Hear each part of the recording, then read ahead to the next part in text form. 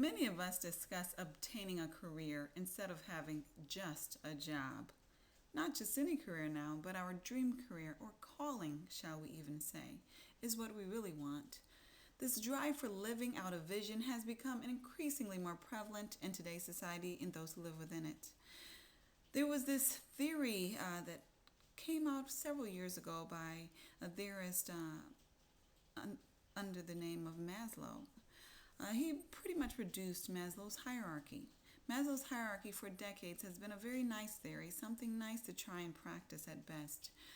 Aspirations to climb from survival to living one's ultimate vision, it wasn't a focus of the common people or the masses, and really it isn't today. And when we think about that time period when Maslow's hierarchy was produced, should we have really expected it to be, given that it followed a time of intense poverty, the Great Depression, and a period where people were being massively slaughtered for no reason? To live was probably aspiration enough for many. Unfortunately, our environment, our society has a great influence, and in that time, a great limitation on how they thought, what they wanted, and what they sought, just as if it has a great limitation today on how we think, what we want, and what we seek. Today, people actually want to climb up the Maslow hierarchy, not necessarily the masses, but far more than in the past. Survival just simply is not enough anymore. More people are returning to an old practice of meditation, seeking what God has for their lives. The obvious earthly picture and day-to-day mandate just is no longer enough. The only question for many of us is, how do we do it? How do we go from survival, eating, sleeping, clothing, and shelter, if we're lucky, to self-actualization, realizing our true purpose, creating, contributing to society, not only finding meaning, but making meaning in our lives? And how patient should we be in that journey from survival to self-actualization? I cannot say definitively that the answer is the same for everyone. However, the optimistic side of me wants to believe that there is a formula to follow in order to get where we want to be in life. In popular New Age thinking, you will hear a snippet from the Bible or two, something like this saying, write a vision and make it plain.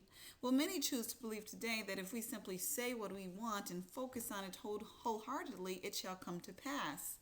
I definitely believe that increased hope is power within itself. However, I believe that my true peace and joy will only come from that thing or those things and experiences that are authored by God. God's voice in it, I know, is the required ingredient for any long-term success and or peace for me. Many will say that it is foolish to have a plan B when you already have a plan A. Will Smith has made such a statement. Steve Harvey has made such a statement.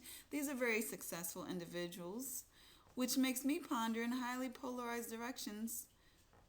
Do I believe strongly what they say, or do I disagree strongly with what they say? How valid is what they say? On one hand, I want to strongly agree with them because they are, after all, quote unquote successful.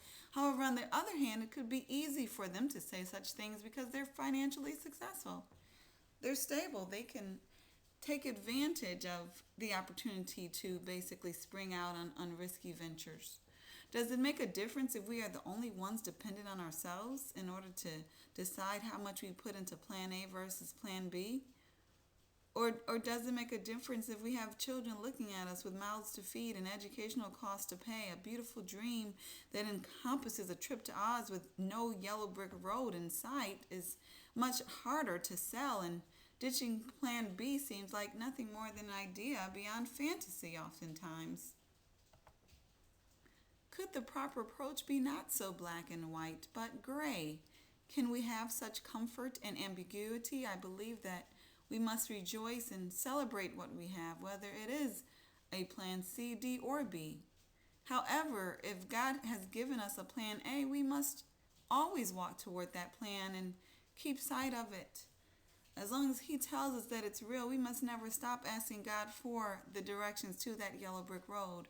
We must never stop looking for that yellow brick road.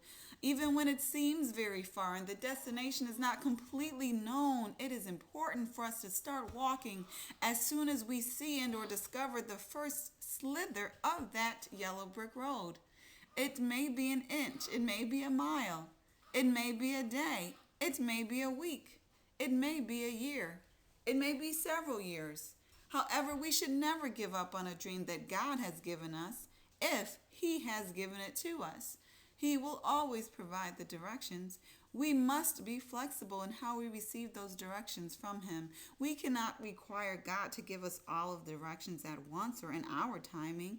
It may be one step of the directions at a time. He may give us one step in the direction and then not give us the other for a very long time. If there's any time in life to have patience, it is to have patience with God. He is the owner of all time, after all. He can give more or He can take away. So as I write this, I inspire myself to keep moving to plan A as I celebrate my plan B. I hope that you are inspired to keep or start moving to plan A while you celebrate your plan B as well. Bless you and your endeavors.